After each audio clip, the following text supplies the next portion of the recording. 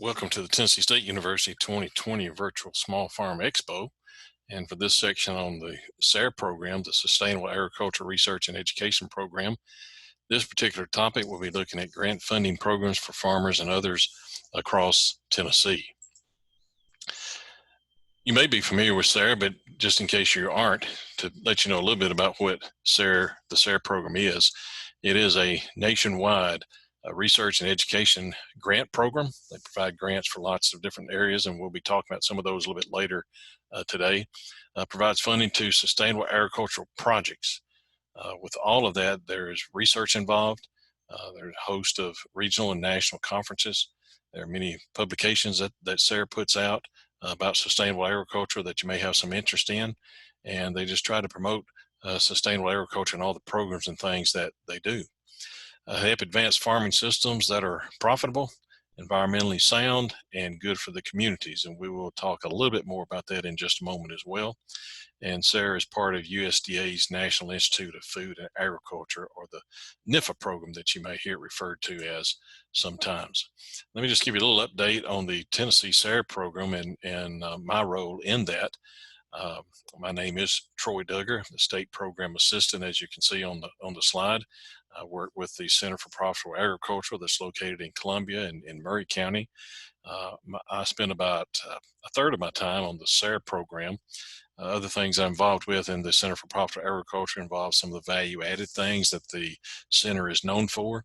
The center has been around for 20 plus years, and they're basically what they look at is value-added products for farmers. So just in a very basic sense of that, that would be if a farmer grows strawberries, for instance, and they sell strawberries, but then they think they want to keep some of that money on the farm, they may look at doing some further processing on those strawberries, making jams, jellies, whatever it might be, selling that product and keeping some of those dollars back on the farm. A lot of things to go through to get to those points, and that's kind of just a very simple example, but that's some of the things that the center has always been known for in working with producers who are looking to add value to their farm products. I also work with the Beginning Farmer program. Just started recently with the Tennessee Agribility program, and also some specialty crops that I deal with as well. So, and others in the Tennessee SARE program, the state co-coordinators, Dr. Roy Bullock with Tennessee State University, and Rob Holland, Rob is the director of the Center for Profitable Agriculture as well, and I work with Rob on a daily basis. We look at some things in our role with SARE we don't deal a lot in the grants actually that I'm going to be talking about today, but our programs that we deal with are some grant funding that we're able to get to try to extend to extension agents and others some training on sustainable agricultural practices. So that's kind of our role in what we deal with the SARE program. The SARE program that we deal with, we do try to provide support for the entire SARE program, which would cover some of the things as far as the grant program goes. Leadership to the state SARE advisory committee. We have a state advisory committee that we meet with at least twice a year, once in person and once by a Zoom call usually. We had them on site last year at Tennessee State University to go over some things with our particular SARE program itself. We also develop and implement a state training program. And then, as I said, we focus on expanding sustainable agriculture training for extension agents and other agricultural professionals. So that's kind of the role in which we play as far as the SARE program goes. Just a little bit of history on the SARE program itself. It has been around for several years. It was authorized, if you go back to the 1985 Farm Bill, it was authorized there. It was first funded in 1988 as what was called LISA, Low Input Sustainable Agriculture, and then it became the SARE program in the early 1990s, again, to reflect the principles of sustainable agriculture that we see and to show the dual mission of research and education and how those two things work together in order to solve some problems and get that information to farmers. Other thing that the SARE program has, there are lots of publications and things on sustainable agriculture. If you may just visit SARE.org sometime and you can see some of the things that they have. Some of those books on that site you can order and purchase. Also, if we get back to a chance when we have some time to at some of the shows and things that we have and exhibits, when we get to a time when we can do that again, look for some of those books and things at some of the SARE trade shows and those kinds of things. So a lot of those can be free at some of those. There is a jump drive that you can have that you can get, and it has about every publication. It has every video, lots of good things on it. They're in the process of updating that. But there are a lot of good educational materials that SARE is able to put out. If you need some of those, may contact me sometime. We can see what we might be able to help with along those lines. We mentioned these things just a moment ago, but just expand briefly on these. When we think about SARE itself and the three goals of SARE, it is all based upon these 3 points. The first one that they look at is profit over the long term, economic profit within the operation to allow it to be sustainable and to last from year to year and generation to generation. That farm has to make money, and that's one of the top goals of the SARE program.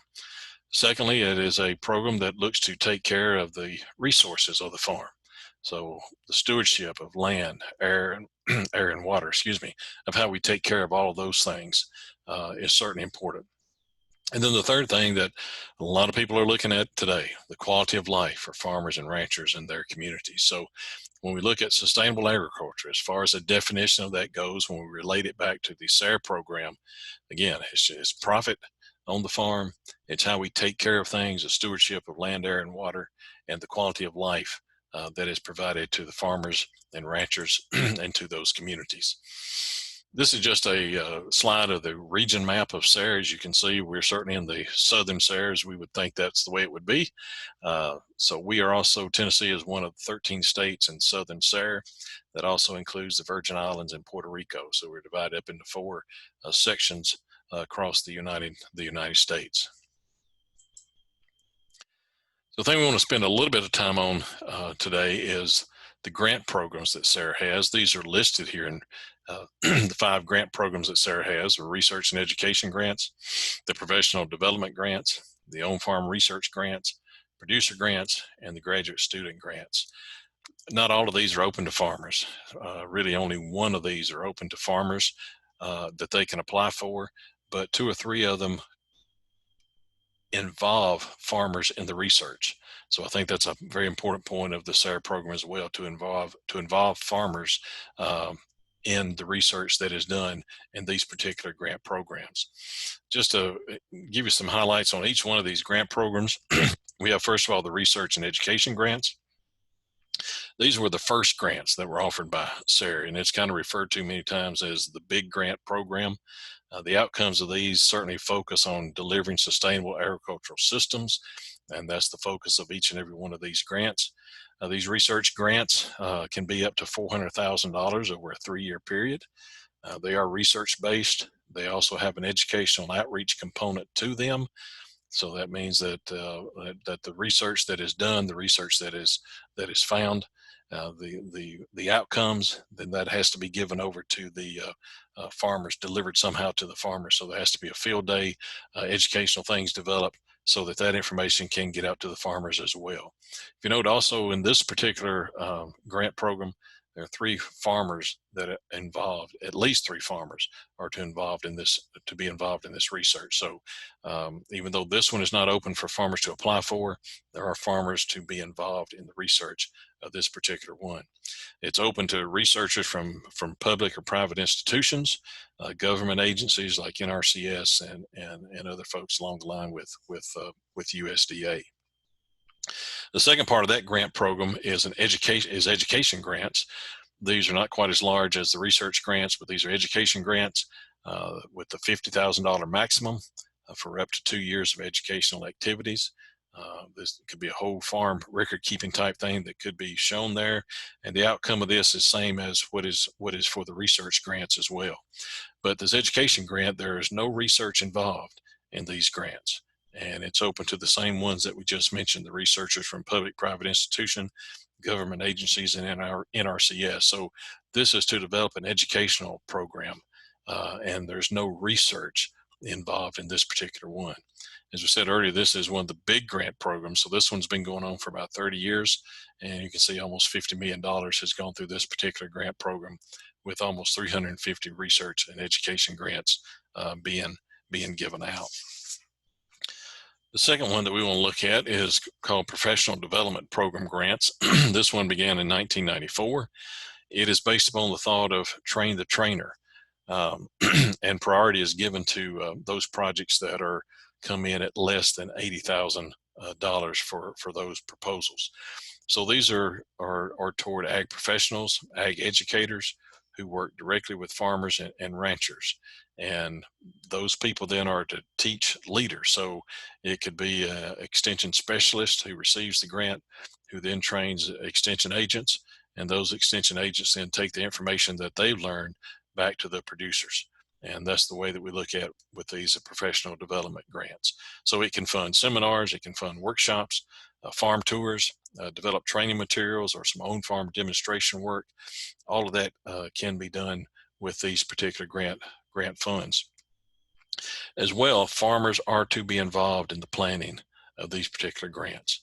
So again, that's a major thing when we look at these, that farmers are going to be involved in this particular one. They cannot apply for them, but they are to be involved in the planning and the delivery of these programs.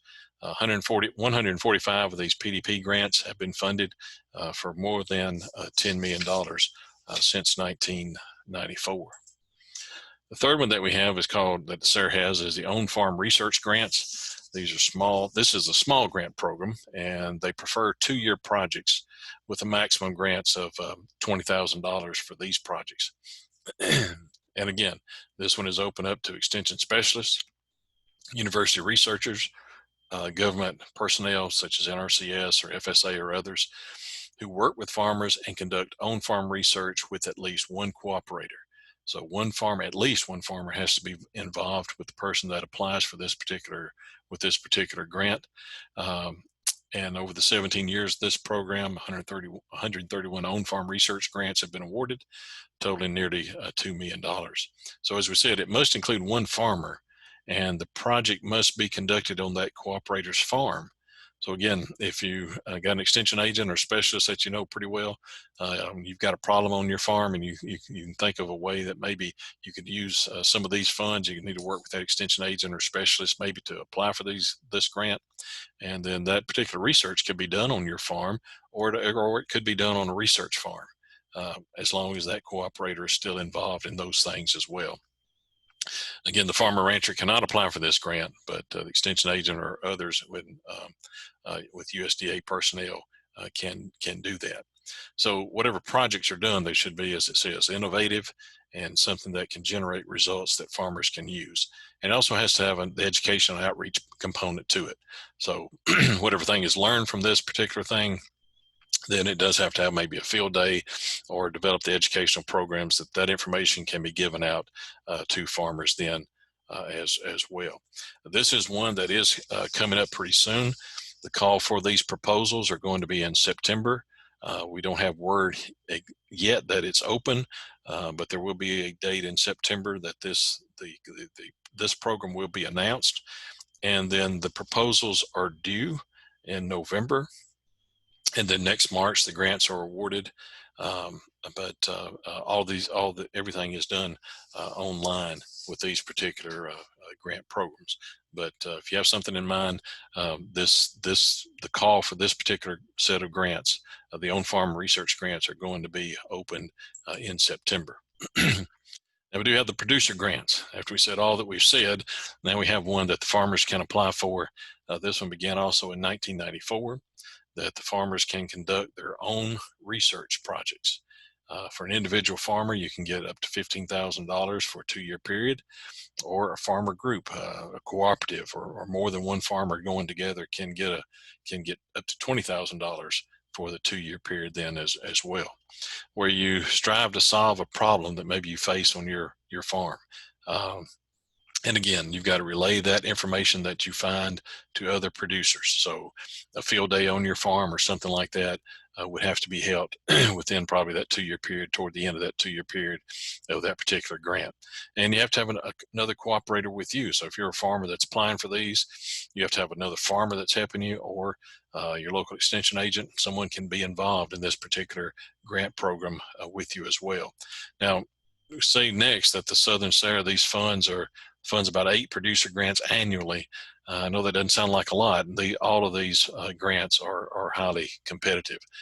Maybe that's good news, maybe that's not, but they are highly competitive grants when we look at these things. These as well, there's going to be a call for these proposals in September. So keep that in mind as well. If you've got something on your mind, talk to your extension agent, visit with them or another farmer, and be prepared in September and October to put a proposal together. The proposals will be due in November, and then these will be awarded next March, and then you'd have up to 2 years to complete that particular project. Don't know if you've got an interest in this one. Certainly if you're a graduate student, you certainly might. This is one of the newer grant programs that began in 2000 to help master degree students and PhD students the opportunity for doing some research projects and having some money to do a research project with. This used to be like a $10,000 grant, but is recently increased to $16,500. 215 graduate student grants totaling more than 2.3 million have been awarded since the year 2000. So if you know a graduate student or you're a graduate student, this is something that you might want to look into as well.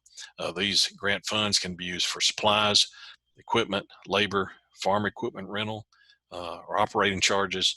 And then I think within this particular grant program, there are some funds because they want you to travel and present the findings of your research to a particular conference that you may be able to go to and to do that. So it's up to $1,000 to help with the travel funds for that for the graduate students.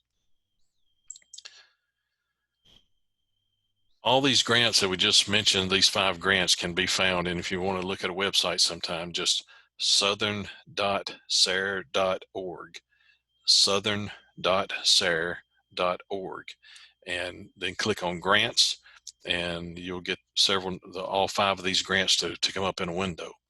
This particular slide that you have in front of you now, this is just a section of that page that you can get to once you click on that. And I want just to show you, you can go to the On Farm Research Grant, and the other 2 grants will be listed on this page as well. Just click on Learn More, and you'll find what I've talked about and much more on these particular grants outlined here. Also, this page is a new page, and it's been updated. It's also neat right here. If you look, it says get notified when it opens. So if you just click on that and fill out the form behind this particular place, then it will send you an email when the grant program is open. So we talked about the producer grant coming open in next month. So if you go to southernsare.org, find the producer grant, click get notified when it opens, fill out the information, then you should get a notice exactly when that particular grant is open for you as well. SARE grants for Tennessee, going back to when SARE began up until this is updated pretty much here to 2019. I think that probably should be 2020. Here are the 5 grant programs that we have. Tennessee has done okay in the number of grants that they've gotten over that time. There's 59 different grants or total grants that we've gotten, and the total dollars that have come to Tennessee with these SARE grants are close to $2.5 million.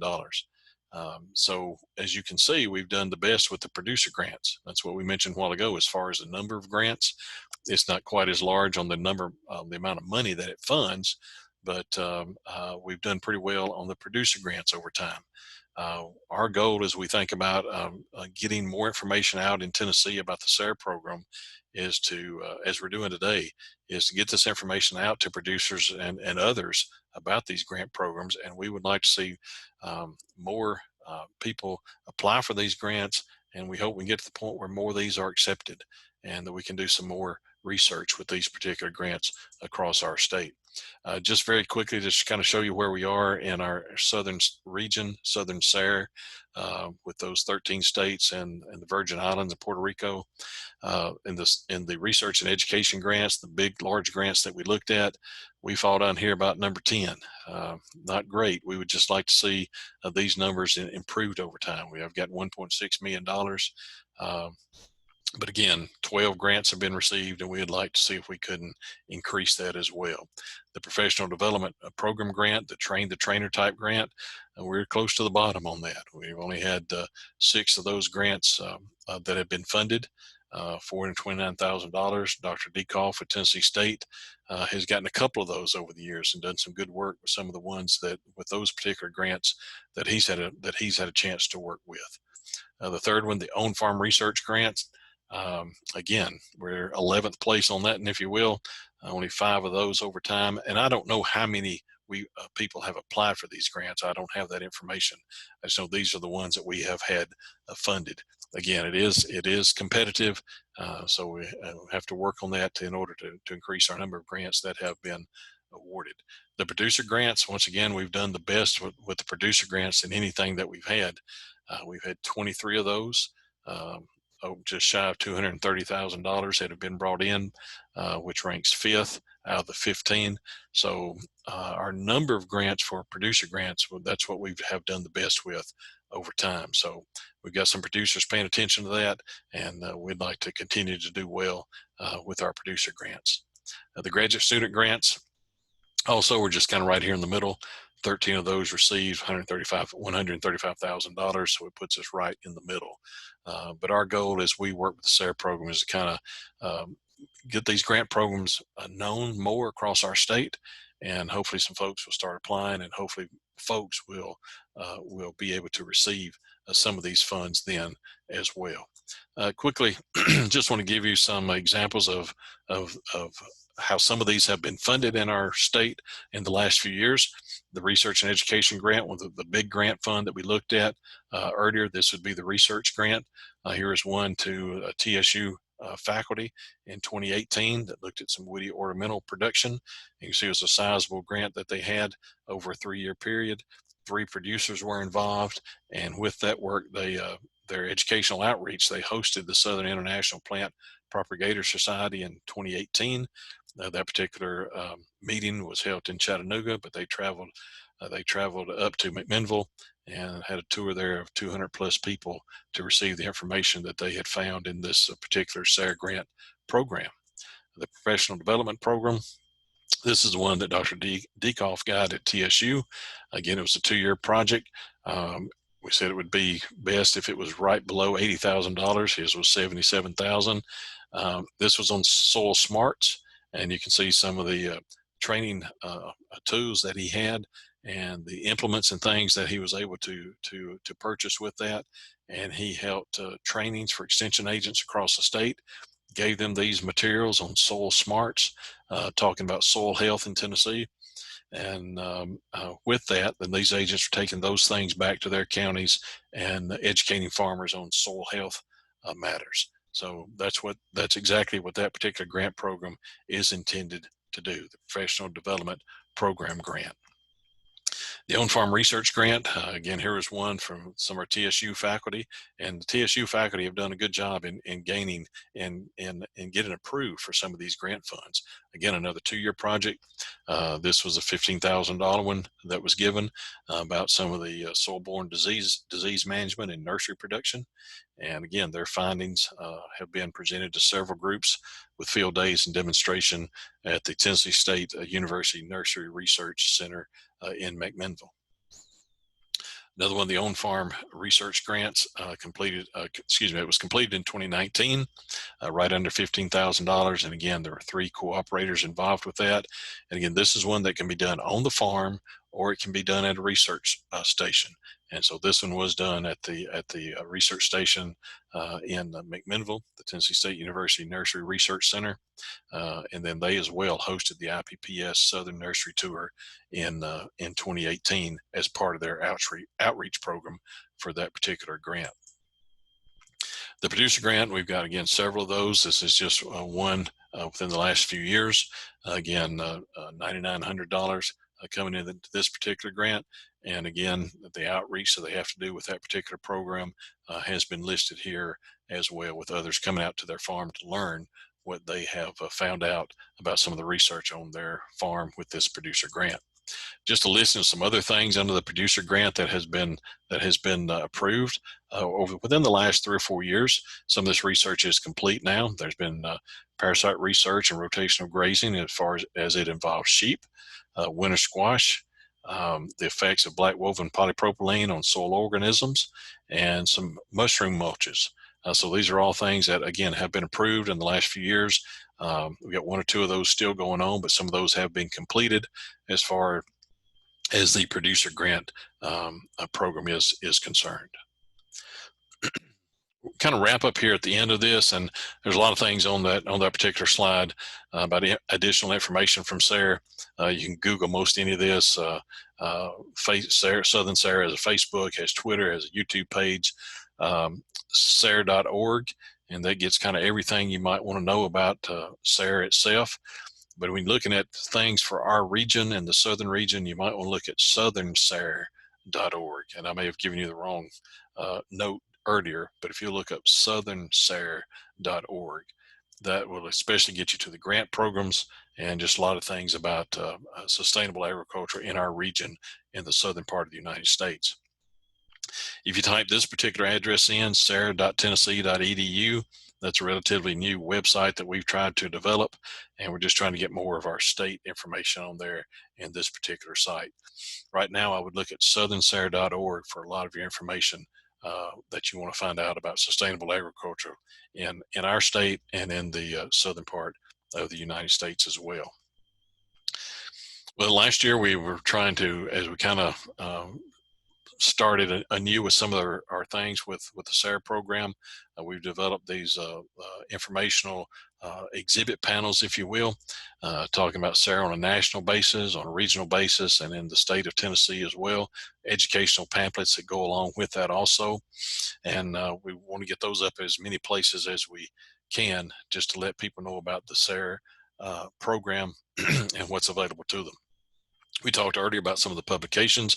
Here's just a couple of things: building soils for better crops, and business structures when you talk about corporations and partnerships and all of those things when setting up a particular business.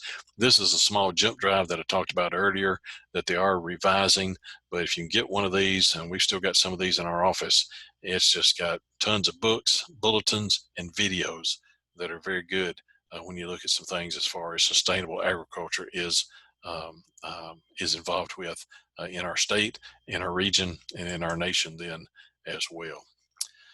Just hope maybe that's been informative to you. I think maybe we'll have a time for questions after a while.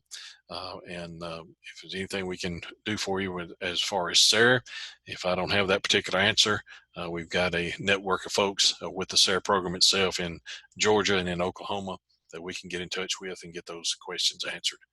Thank you for being a part today of the Tennessee Small Farm Expo.